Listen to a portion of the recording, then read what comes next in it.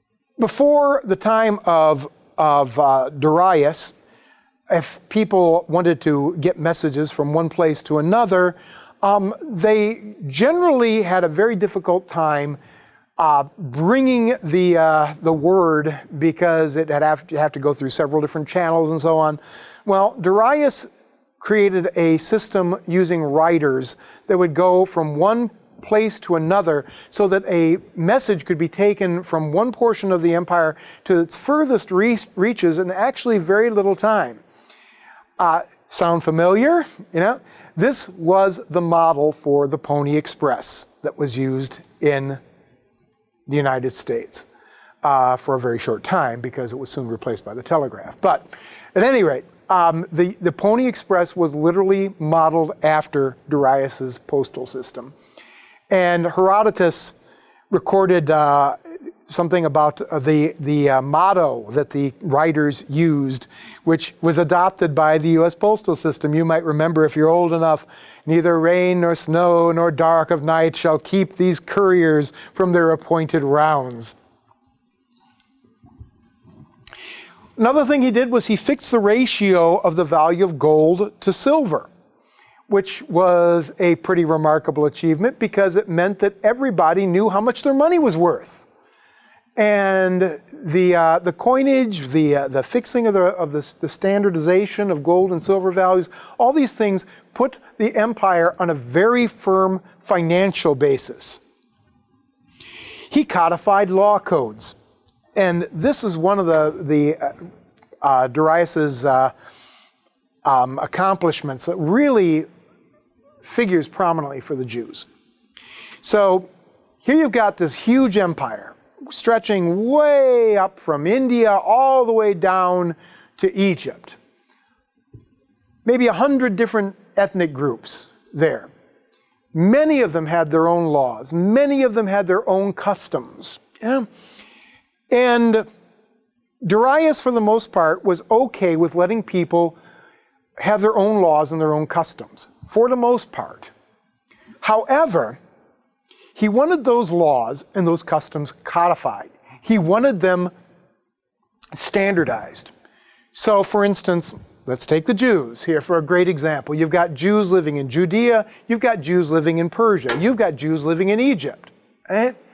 Now, let's say a Jew living in Persia says, "Well, I can't work on Saturday, Sunday, or Monday because those are my Sabbath days. Says so right in my laws, doggone it." Whereas, the Jews in Judea are saying, "No, it's just Saturday." So how is Darius to know what are the laws of the Jews? Well, he wanted all those laws codified, and he wanted those standardized. And this would become a policy throughout the Persian Empire, and we're going to see this later on, where this is going to play again. But because of that policy, the laws of the Jews became a much more homogeneous set of actions. You would know what a Jew was in Persia, you would know what a Jew was in Judea, you'd know what a Jew was in Egypt, because they all obeyed the same laws. And that, of course, is just one people, because there were other peoples as well, many other peoples. He had some basic laws that all peoples were to understand and respect. You got to pay your taxes. You don't go killing your neighbors. You're not allowed to invade the neighboring community or anything of that sort. But at the same time, he was willing to allow people to do their own thing, as long as it was clear what their own thing was. And another thing, too, is that just like Cyrus, he built a lot of palaces and a lot of temples. So Darius might have taken the kingship under some sort of shady circumstances, but boy, he put the Persian Empire on some really solid foundations, and his accomplishments would be really copied by many of the emperors to come. So, particularly some of the things that he did for the Jews, one of the things was he was the guy who sent Zerubbabel to Jerusalem to rebuild the temple. Zerubbabel was a descendant of King David. And again, the presence of this man in Jerusalem was very much a occasion for rejoicing. And we have the prophets like Zechariah and others who are excited about the presence of Zerubbabel. And we have that wonderful verse that people like to quote out of context, not by might, not by power, but by my Spirit, says the Lord. Well, to read the whole thing, those words are directed to Zerubbabel. Not by might, not by power, but by my Spirit shall this temple be built, says the Lord God. And he says that, is a road rough in front of you, Zerubbabel? I will make that road a plain. Now, the temple is rebuilt in the time frame. It's kind of strange, though, because Zerubbabel is gone when the temple is completed. We don't know what happened to Zerubbabel. Very similar to what the situation with Sheshbazzar, who had come before. He just kind of seems to disappear from the story. So we don't know. We know that he laid the foundations of the temple. We know that he was involved in its founding under the patronage of Darius, but apparently he was not responsible for completing it. So it's kind of a mystery. So it was under Darius, though, and in his time, that the temple was completed, 515 BC. He encouraged the standardization of the Jewish laws as part of his whole process of standardization. It might have been his work and his policies that encouraged the canonization of the Scriptures. Now, it's going to be a little later that a fellow by the name of Ezra is going to come, and usually people point to Ezra as being responsible for creating kind of like the first Bible. But certainly, Ezra, I think, is the beneficiary of a process that started in the days of King Darius. He encouraged the spread of Jews throughout the empire. How did he do that? Well, simply by making it safe and creating opportunities. It was safe for Jews to go to Persia. It was safe for them to go to Asia Minor. It was safe for them to go down to Egypt. Any place throughout the empire of Darius, travel was fairly secure. There was not a lot of worry about being accosted or being harassed because of your national origin, because everybody's part of the Persian Empire. So a kind of a nationalism about being part of Persia at that time, and some real, you might even say some positive feelings about it. Now, one of the big events and one of the big episodes in the history of the world, the first clash between the East and the West, the Persian Wars. So you can see in this map here, along this coast here are a number of little red spots. Okay, those are all Greek colonies. Colonies that were established by the Greeks in Asia Minor. But you also see, from this big orange here, that all those little Greek colonies are in the Persian Empire. And the Greeks felt that the Greeks felt that it was wrong for the Persians to be dominating Greeks, because the Greeks were a very ethnocentric people. Everybody else is a barbarian if you're not a Greek. Well, everybody in those days was ethnocentric, but the Greeks more so, right? Anyway, the Persian Wars really begin with the revolt of Miletus, which is, I believe, right down here. A little bit hard to see, but I believe it's down there. Miletus revolted against the Persian Empire in 500 BC. And the Persians, of course, put down the rebellion, and that made the Greeks mad. Because, according to their way of thinking, Greeks had a right to be free from barbarian rule. And it was, there is a certain amount of ruthlessness involved in the suppression of this revolt as well. Darius decides he's going to expand his realm into the Greek lands. In 492 BC, he sent fleets into Greece. And he had to reestablish his control of these realms up here, Thrace and Macedon, because they had managed to break free from Persian rule for a while. In the process, however, he found that those waters could be very treacherous, and in fact, the Persians were going to find a number of times that these waters could be very treacherous, and he lost many of his ships that were smashed on the rocks. One of the most famous battles of the struggle is the Battle of Marathon. Marathon is down here in this area.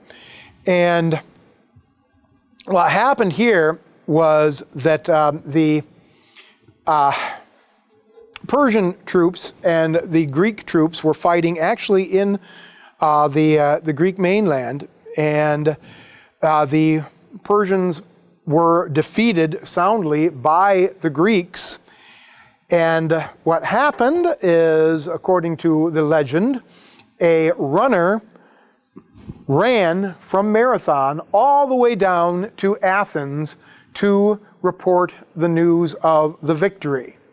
And once he finished his race and said, "We won!" he promptly died.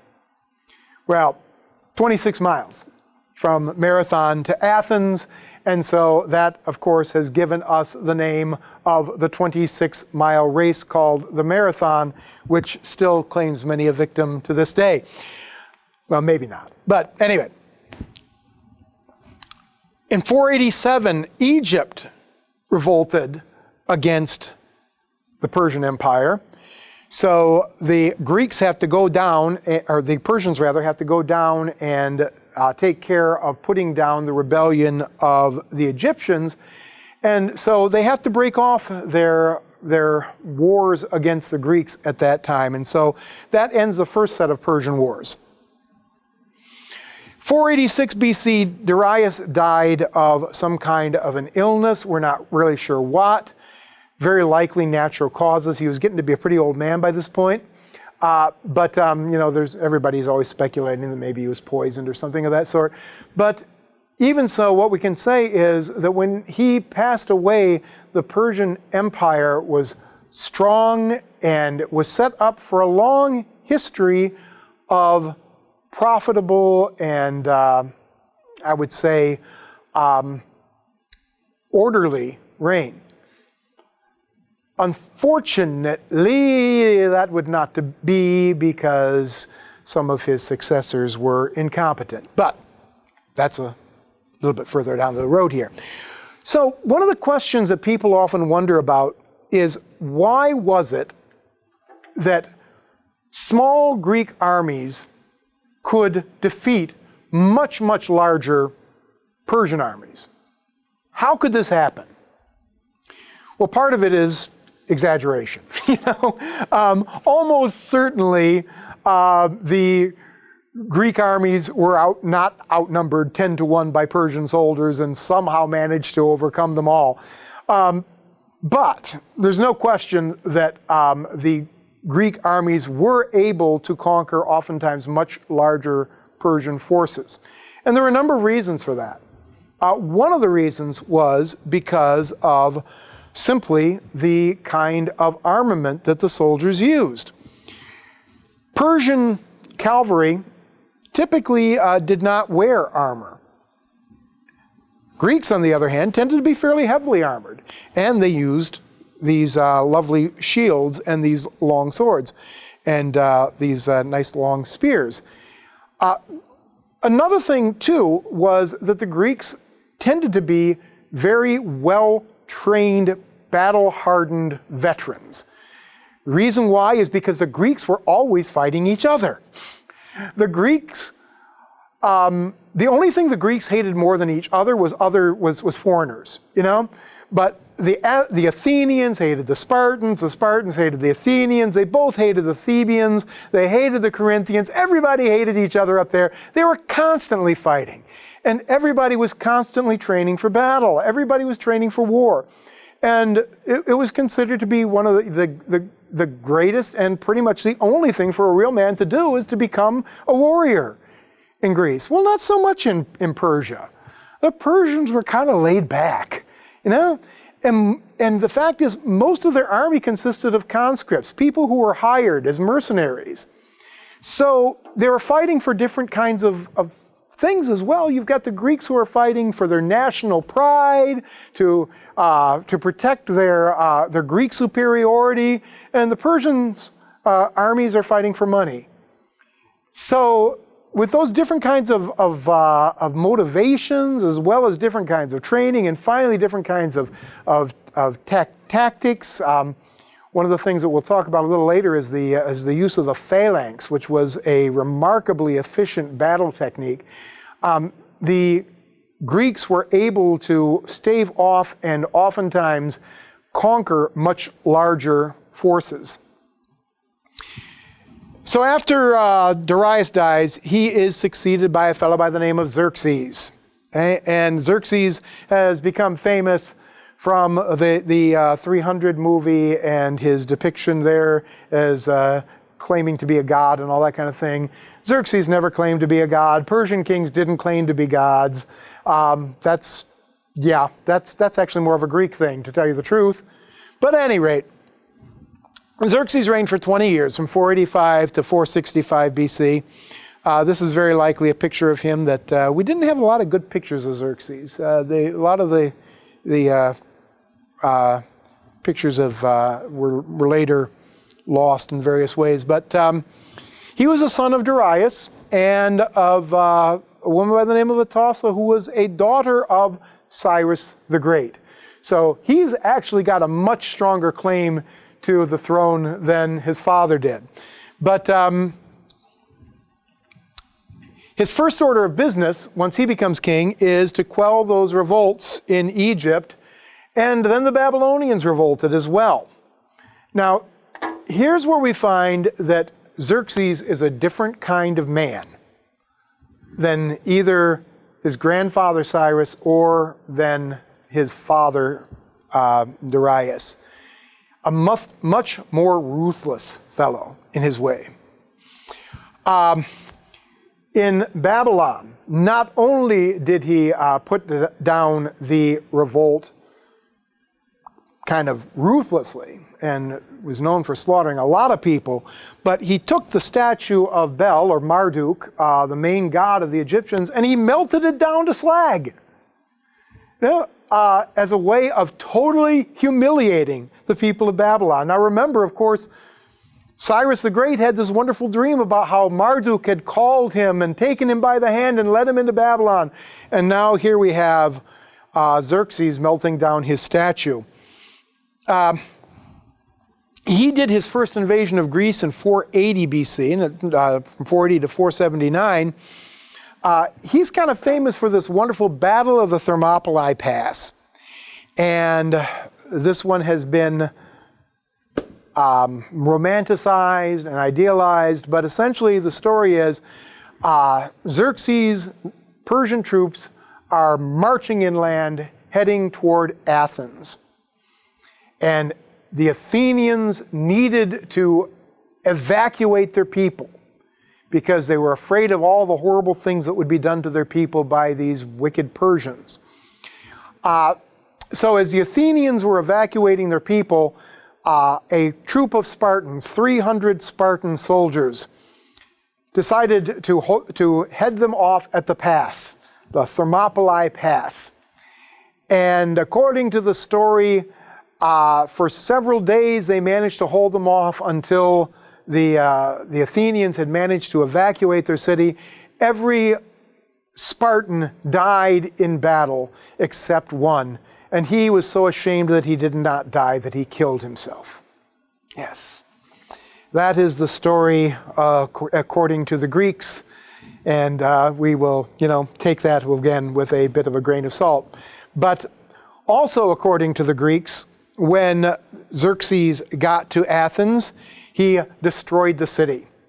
He plundered it. He made a total disaster and burned all the great cities to the ground. Once again, this is according to the Greeks, and once again, we take this with a grain of salt. And part of the reason why is because there is no archaeological evidence that this was ever actually done. Right? Here's one of the good uses of archaeology, There is no evidence that he actually burned Athens to the ground.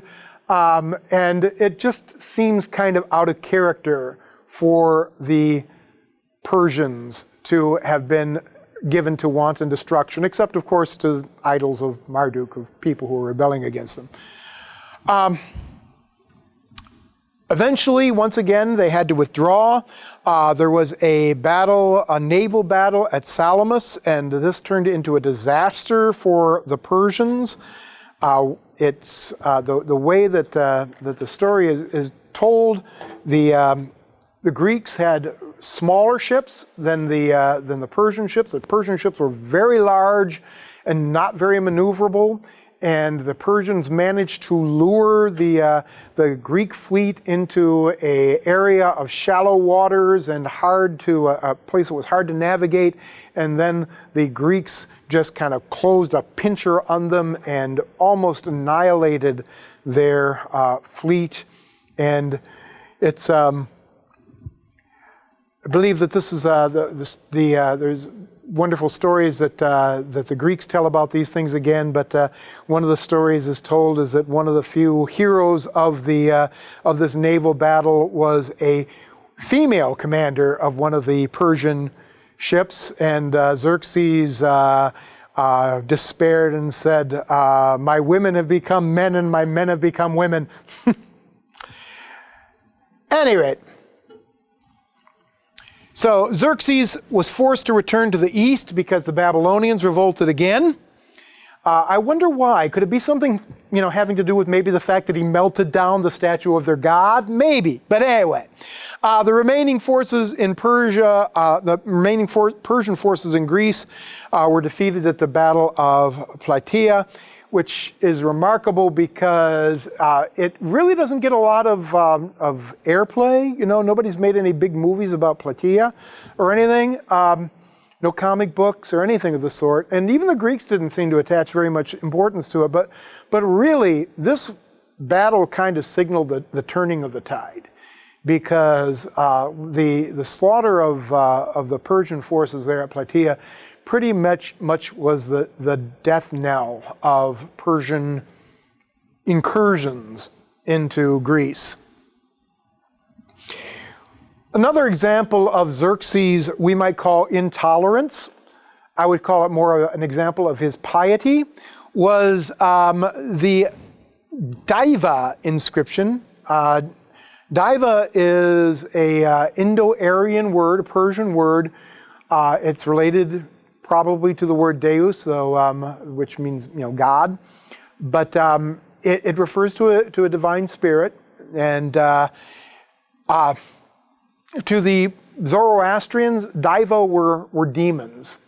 Now, Zoroastrianism, we're going to talk about that in a little bit, but Zoroastrianism by the time of Xerxes had become the major religion of the Persian Empire.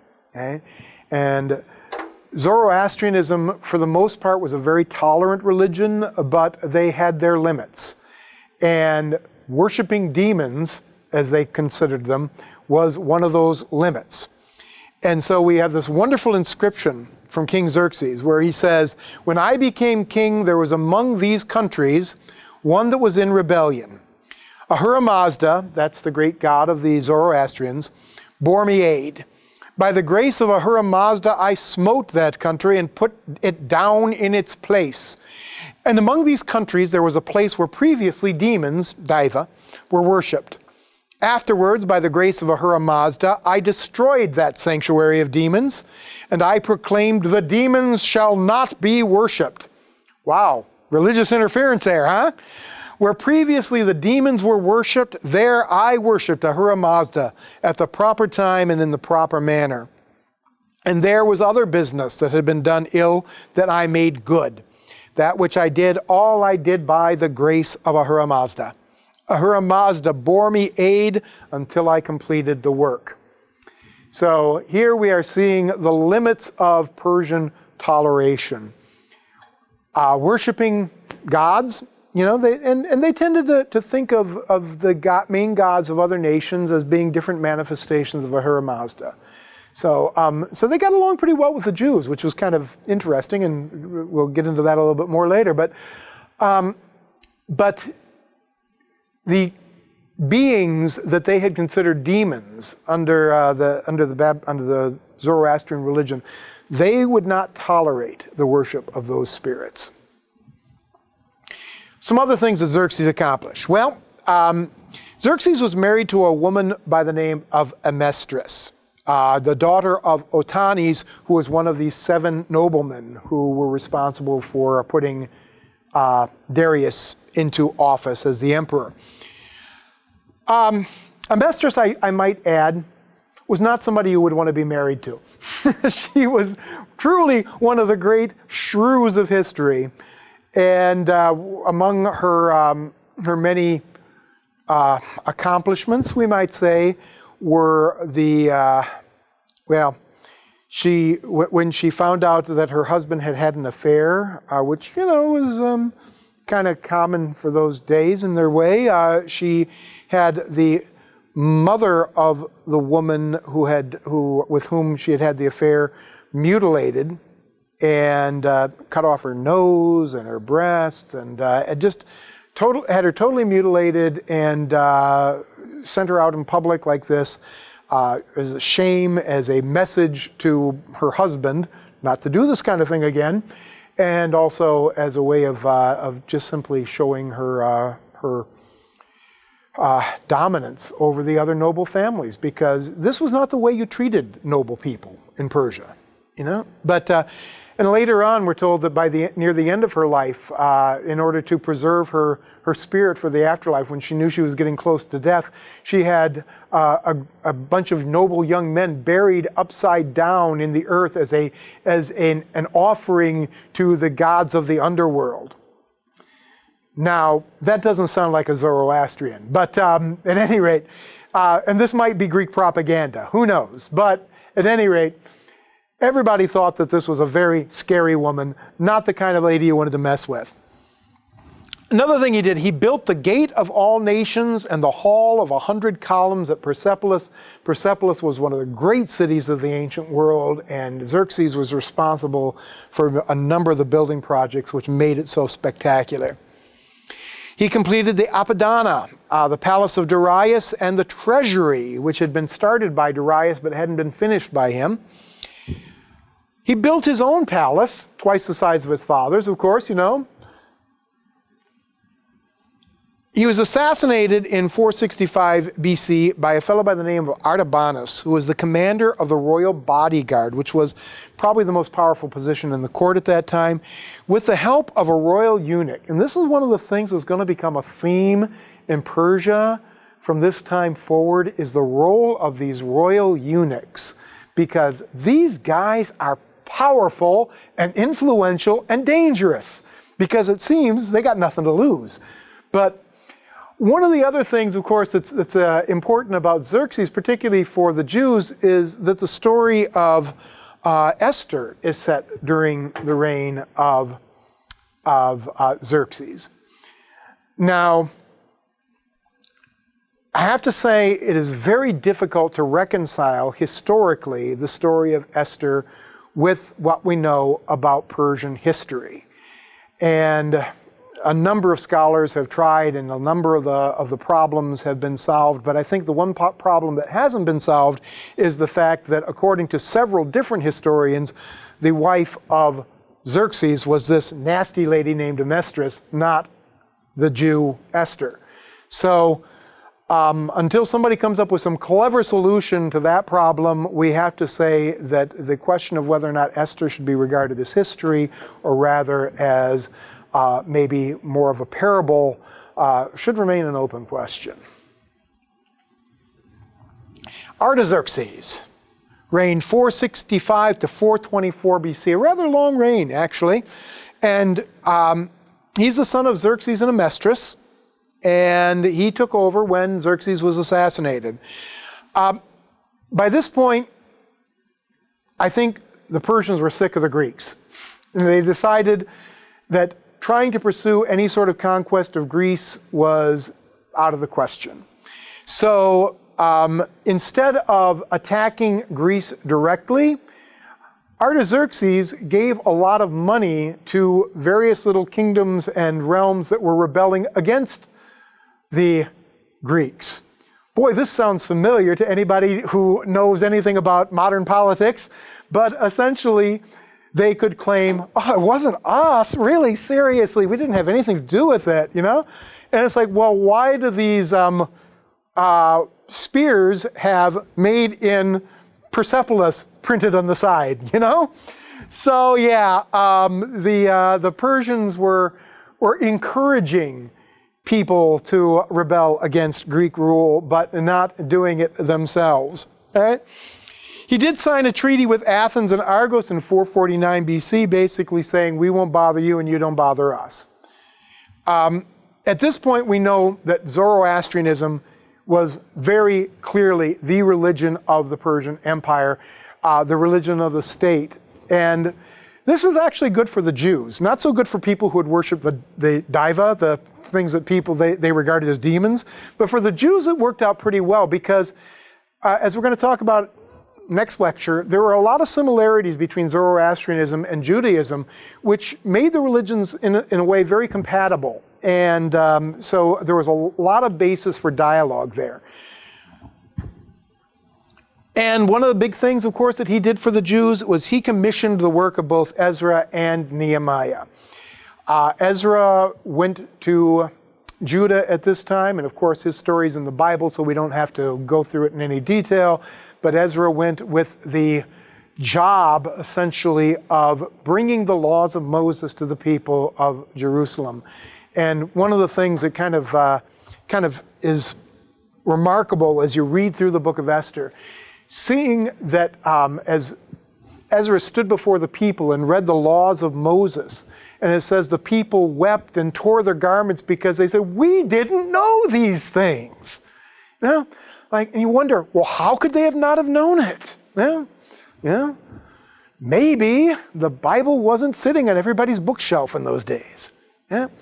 So, yeah, and not only some people have claimed, well, you know, that's just the book of Ezra, and you know, how can we trust it? Well, we actually have some archaeological evidence which backs up some of these claims, and we're going to talk about that in a little bit.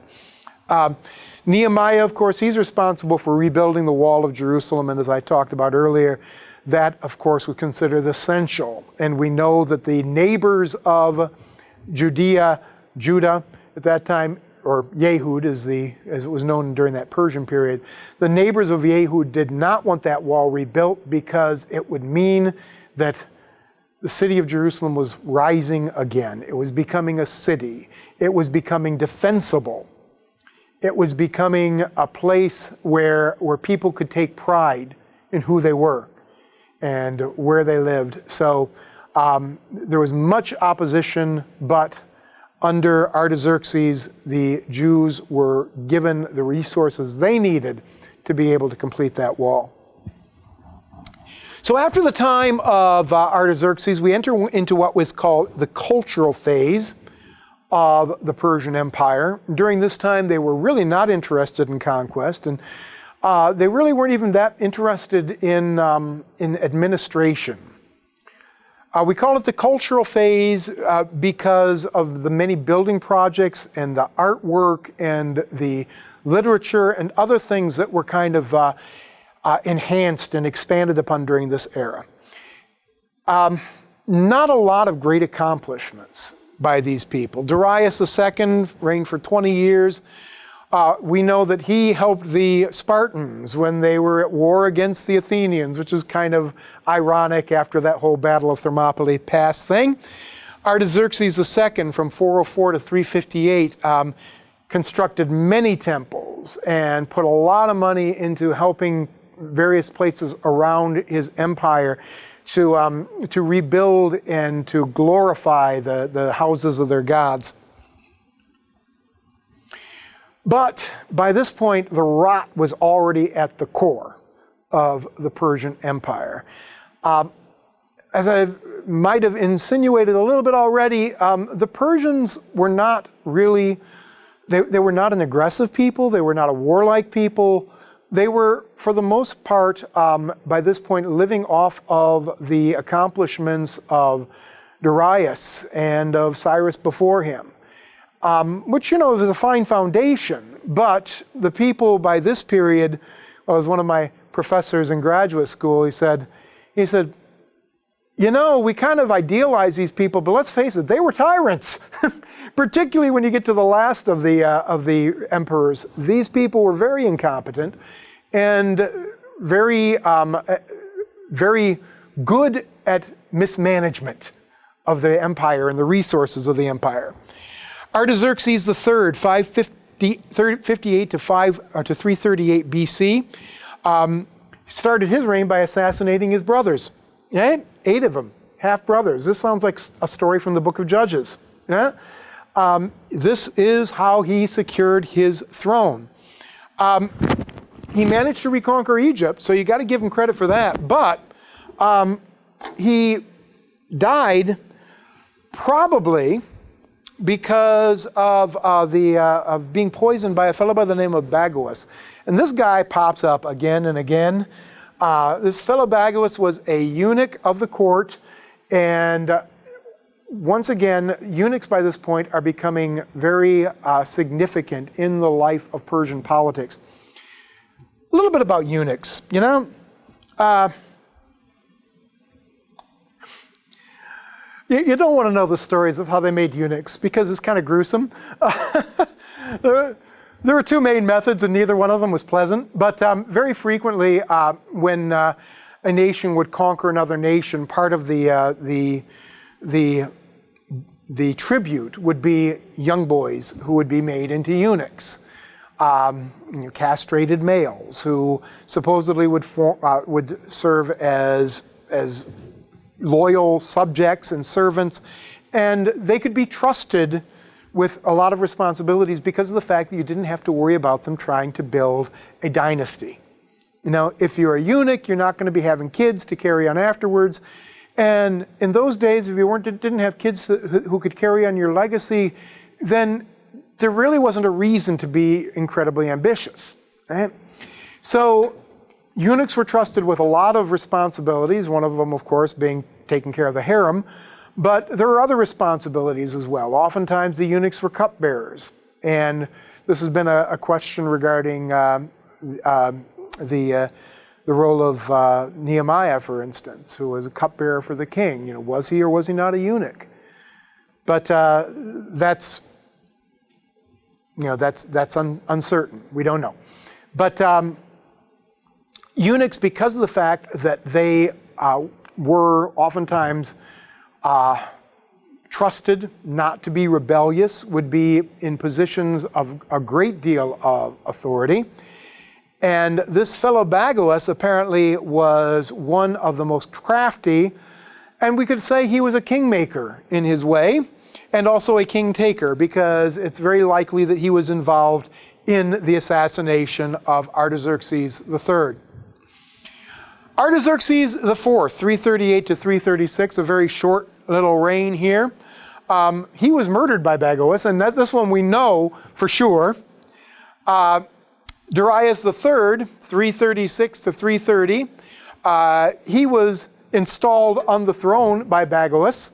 Now, there's a saying by somebody you might know that says, "He who lives by the sword shall die by the sword." Darius forced Bagoas to take his own life, gave him basically the choice, either you kill yourself or I'm going to kill you, and Bagoas killed himself, and so that took him out of the picture. But his reign otherwise is only noteworthy for the way it ended, because he was conquered by Alexander the Great, and his reign really was the end of the Persian Empire. So, that said, a little bit about the aftermath of the Persian Empire. We don't know much in the West about the Persians. We don't think a lot about them because history is written by the victors, and the victors were the Greeks and the Romans and the West.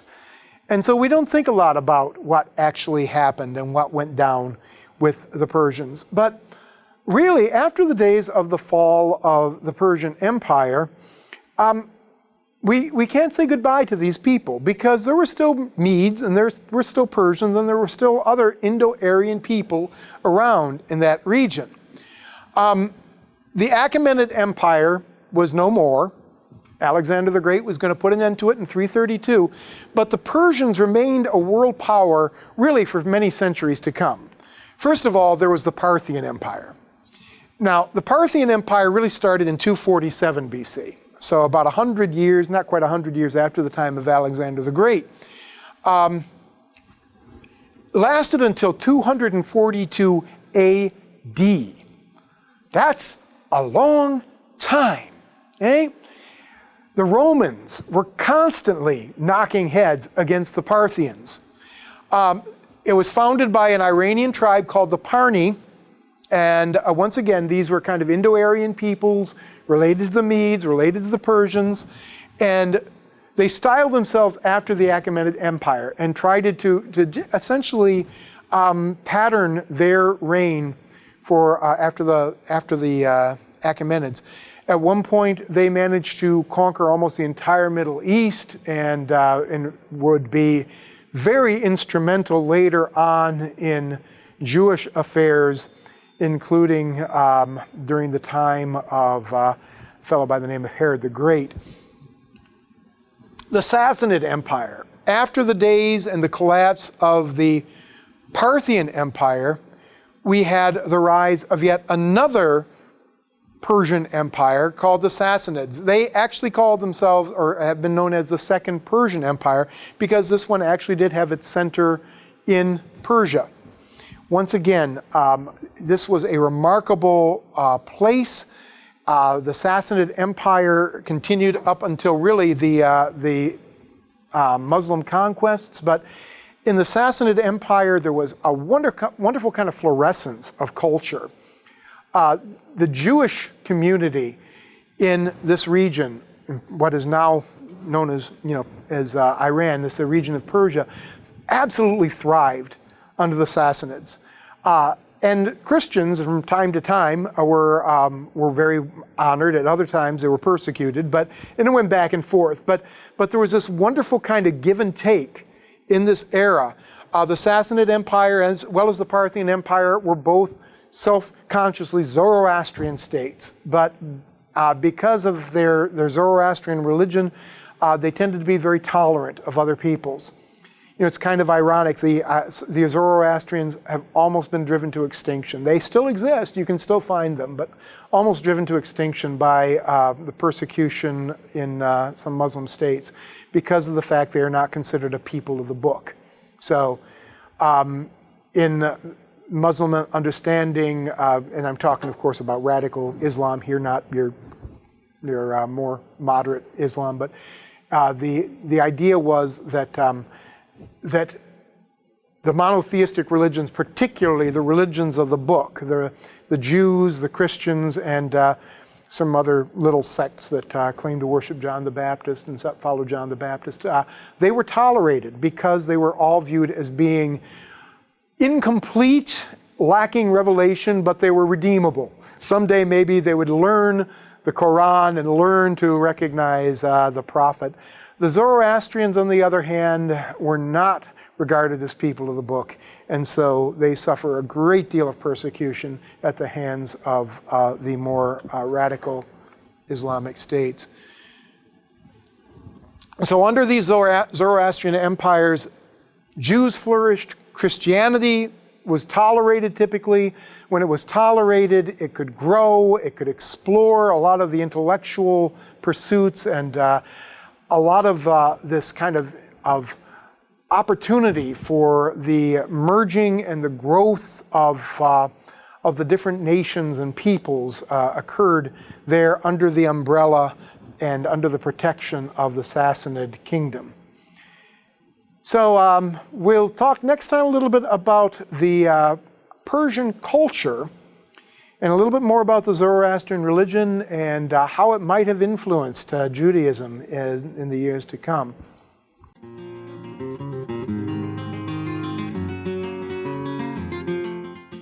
This is Tony Tomasino and his teaching on Judaism before Jesus. This is session number 3, the Persian Empire.